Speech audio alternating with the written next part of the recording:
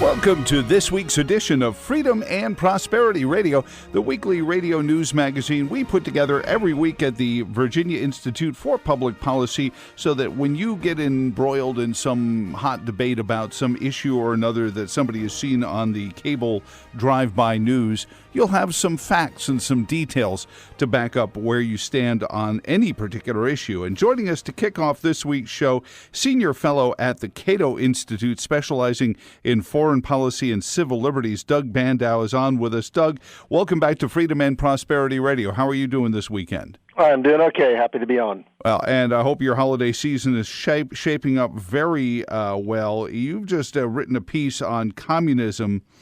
And I know that it has been an issue through the presidential elections, through the congressional races, and I don't know if we're doing a good enough job of explaining to folks how bad communism is. I've heard people saying it's the only political ideology that comes with body bags included. I mean, every glib possible thing that you could possibly say. But I mean, the history of communism, as much of a siren song as it is right now to say there's a rich guy behind the tree that we're going to go get the money to pay for your electric bill from, it never works out that way.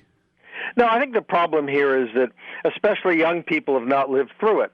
You know, the Berlin Wall fell 31 years ago. Yeah. If you're in college, you don't have a direct experience with, communism. I mean, when I grew up, the specter of communism was the Berlin Wall. They shoot people who try to escape. Yeah. It's the Soviet Union. It's Mao Zedong. This kind of stuff. And I don't think they have that awareness. Well, they also see China as this, lovely little, koala bear. No, that's Australia. What a panda bear that is not nearly as nefarious as the Soviet bloc was. Has that just been a good job of branding to make Chinese communism seem less nefarious than Soviet communism? Well, I think the difference there is that China is much more integrated into the West. I mean, in certain ways, it's more fascist than communist. I mean, they have capitalists as a member of the Communist Party. And until the current guy took over back in 2012, it was a bit looser. It didn't have the kind of stridency. It didn't have quite the same aggressiveness that we see today. So it's easy to hope that in the future these folks, we can deal with them and we can trade with them and everything will be wonderful. And what we're seeing today is a much tougher, kind of stance out of Beijing that's very dangerous. Well, and it comes down to whether you believe humans are endowed with certain unalienable rights. And given that that's the essence of what we're seeking to conserve here in this country is that belief, there is nothing more anathema than something that deals in central planning and then a Politburo that dictates what you do and how you do it. No, that's exactly right.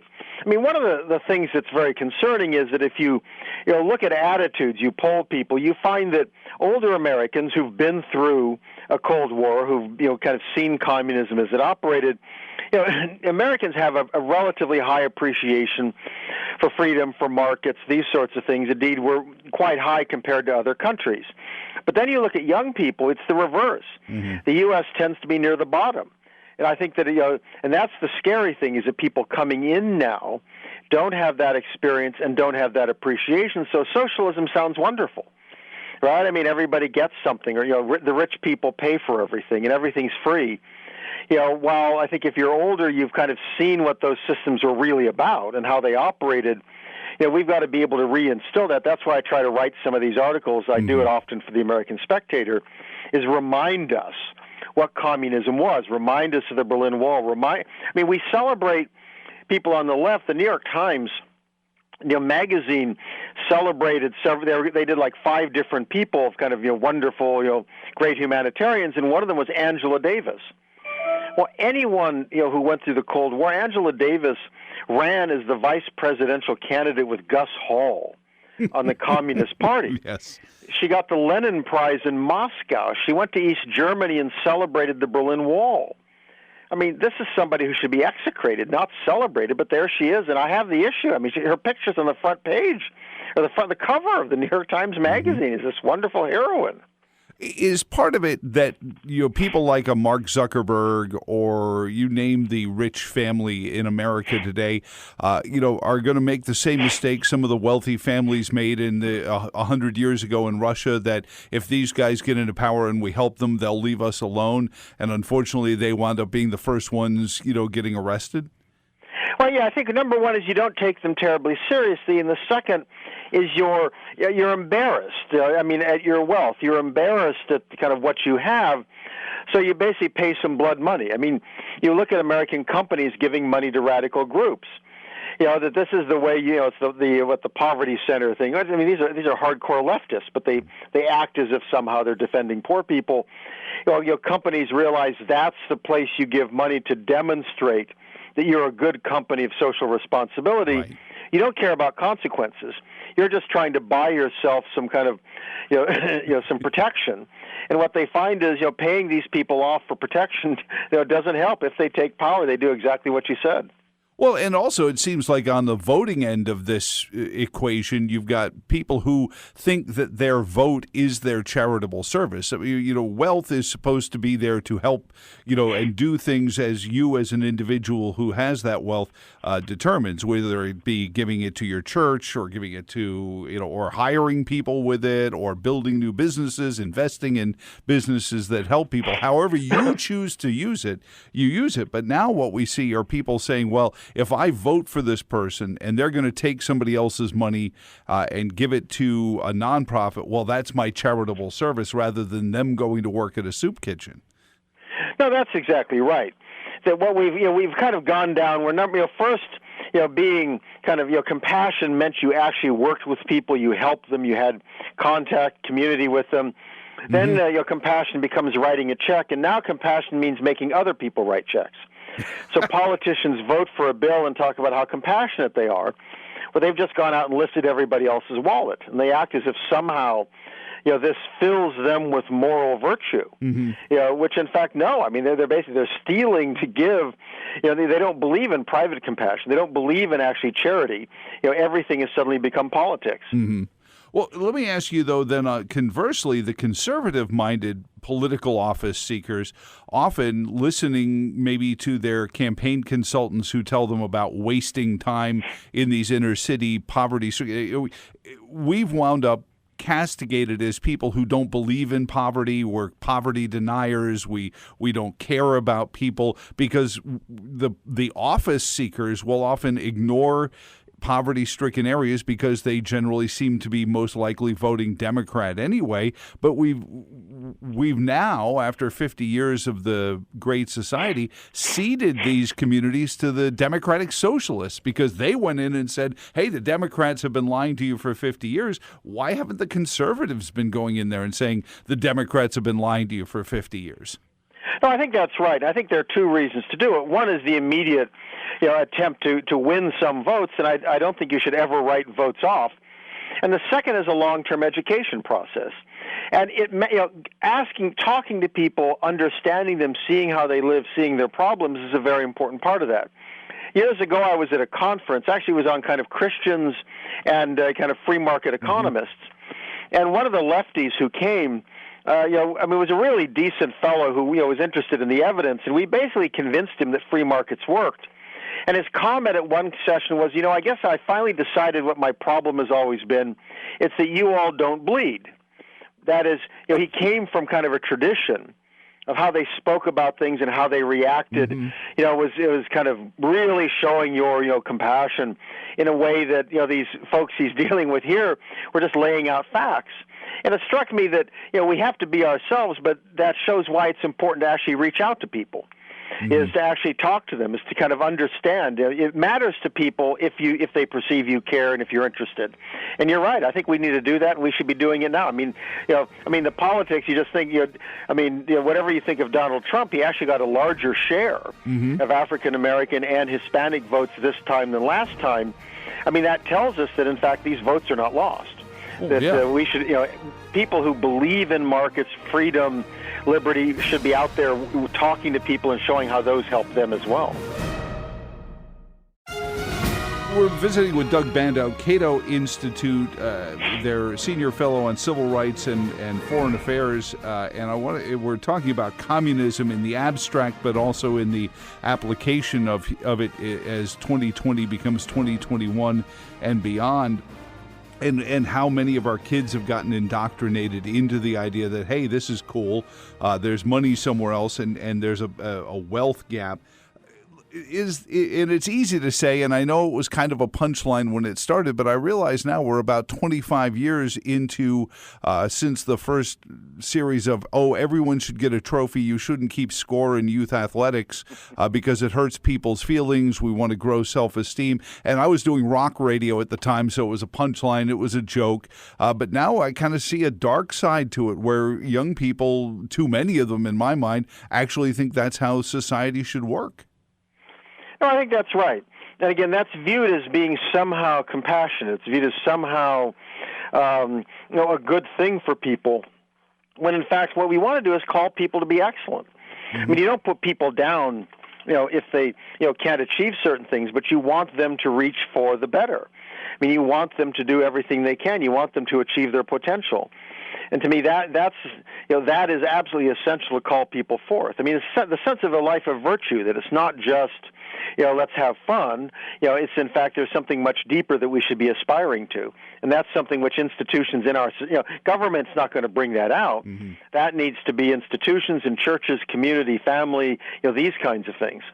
Well, and certainly you miss opportunities if a kid is spending all his time in youth soccer because nobody keeps score and nobody says to him, you're really not that good a soccer player. And maybe he finds that really amazing thing that he or she is good at rather than just spending their Saturday mornings playing youth soccer mediocrely.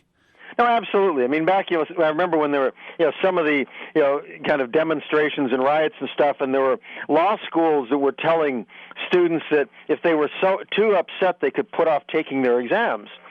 Now, it's the idea that if you're upset at what somebody says, you get your, safe space and you have coloring books. And I keep wondering, why you expect an attorney's going to go into a courtroom if they're incapable of accepting kind of opinions they don't like? I mean, what are we churning out if this is how we tell people to act? Yeah, well, and I think it's bearing some fruit, but there's also the point that I look at this and still conservatives, for all of our inability to get out of our circular firing squad, generally win half the elections. So it says to me there's a whole lot more people that think like you and me, Doug. It's just that we push certain ones away, or we make them feel not welcome in political organizations, or they decide they don't like the way one person speaks or another. But there are people that really truly want centralized power. They believe in it. The technocrats, the folks who would have gone to Woodrow Wilson's screening of Birth of a Nation, even if they weren't wearing a Ralph Northam costume at the time, and really believe that there are intellectual haves and have-nots, which is the scary part of communism to me, is the soulless sort of belief that I'm better than you because I've gotten these many PhDs after my name, or that kind of thing, and that's a worse place for humanity than ever. I mean, all the communist systems, assume that there's a vanguard, there's an elite, it's the party, the folks at the top. They live well, they're in special compounds, they have their limousines, they eat well, because they are the anointed ones who get to run everybody else's life. I mean, that is an absolutely scary attitude to have. And no surprise, in those kind of societies, people at the bottom do the worst. I mean, these are the places where, the poor are desperately poor. Mm. I mean, this is the kind of system that works for those who have, connections but nobody else. I think it was Churchill said communism is the equal distribution of poverty, whereas capitalism is the unequal distribution of wealth. Is that one of the problems? Is to me, I hear people say capitalism has failed us. I had this debate with my son, and he started to realize that. I said, we really haven't had a capitalist system for decades at best here in this country. At the best I can call it is crony capitalism. We've centralized so many things that it's become easy to make the case for communism. No, that's right. I mean, people talk about laissez-faire capitalism. Well, that's certainly not what we have.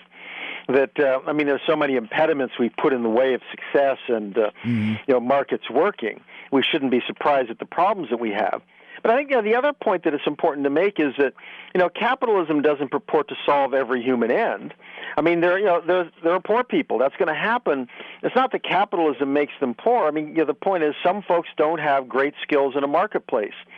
Well, then the answer is we have to deal with that outside of the marketplace. The great thing about a market system is it gives us the wealth that we can help people who need to be helped. Mm-hmm. It makes it possible to deal with that. We should never assume that the only thing in a free society is a free market. I mean, it's an independent sector. It's churches, it's families, it's communities. Right. The wonderful thing of a free society is how variegated it is. How exceptional it is, where the market is just one piece of it. Most of our, the intensity of our lives is lived outside of the market for most people. I mean, it's family and friends. Well, it's interesting. Everyone likes to make Thomas Jefferson out to be this great atheist, when really, he perhaps made the most profound American religious statement when in the Declaration of Independence he used the word "their creator" rather than "the creator," and put it on you to have one. But that demoralization, as it's referred to, having us removed from those things where right and wrong means something, I think is a big part of where we've kind of come off the rails, Doug. Do you agree? No, I think that's exactly right. I mean, the thing about Jefferson was that he had a biblical worldview, even though he was not an Orthodox Christian. I mean, this is somebody who grew up understanding the sense of human sin, understanding the dangers of power and the temptations of power. Mm-hmm. So I think that it's, you have that, kind of a common grace that's out there that reaches everyone. That he was very much imbued by that, and he understood that with the Declaration as well. I think you're exactly right.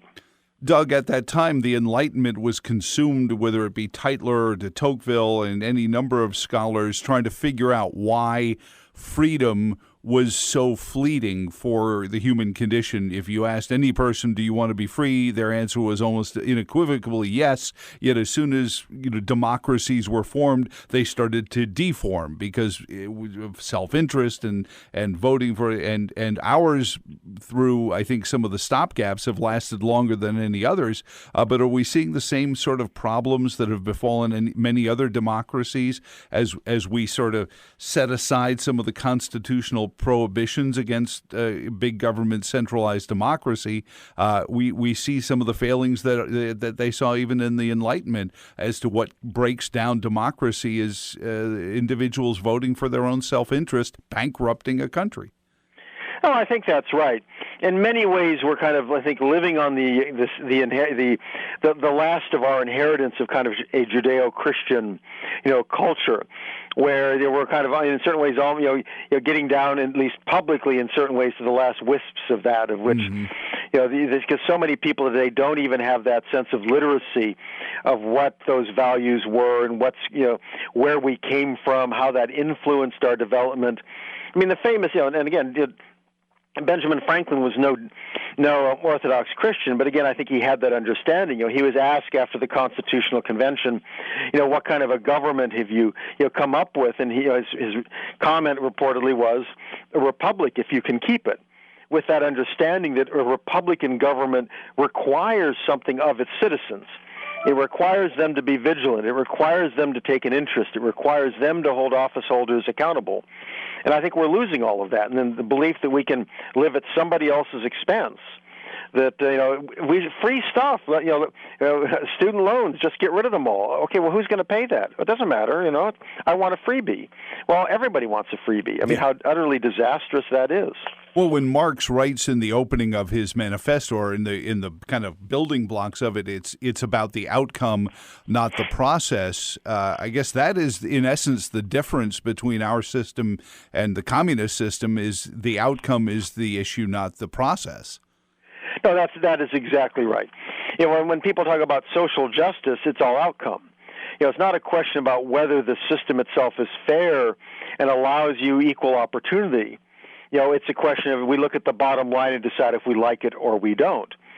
So communism, in theory, was going to make everybody equal in the outcome, but of course, that's impossible to sustain, and it ensured that the process itself was utterly unfair, and a process that gave extraordinary power to people who turned out to be precisely the folks you don't want to hand power to. I mean, look at Communist Party leaders in the Soviet Union. I mean, Lenin and Trotsky and Stalin and Brezhnev. I mean, go down the line of these people. I mean, who would want to have those people run a city council in America? But they ended up as heads of one of the most powerful nations on earth. Last one, Doug Bandow on with us, Cato Institute. You mentioned earlier that we're like the idiot sons of the idiot sons who are about to run out of our trust fund money, because we've just been frittering it away without understanding it. And I think the metaphor is brilliant. But can we wake up? Can we have that Arthur moment where we wake up and we realize we're about to be broke and our inheritance is gone? Can we put it back together? Can we resurrect the company that our granddad started and get back to prosperity? I don't know, but my reaction is we've got to try. I mean, Reagan, who I worked for way back, it's amazing how long ago that was, 40 years. But I mean, at one point he commented, if not us, who? If not now, when? I mean, the point is, I don't think we have any choice. We've got to make the effort. It's a question. It's not just for us. It's a question for our children and grandchildren. Will America, as it has been, survive? That really is up to us, and we've got to put every effort in. You can't guarantee success. What I think we can guarantee is we've got to make the best effort that we can, and and hopefully the success will come. Well, I appreciate your time. You got to read his stuff, especially at Cato. This dissertation on communism is something that if you have a 20-something in your world, you're probably been confronted with either at Thanksgiving dinner or you're going to be at some point. It is a great, easy to read, well laid out, piece that you can have a lot of ammunition there, which is really all we try to do here on the weekends. Doug, thank you so much for joining us this week on Freedom and Prosperity Radio. Thank you. Happy to be on.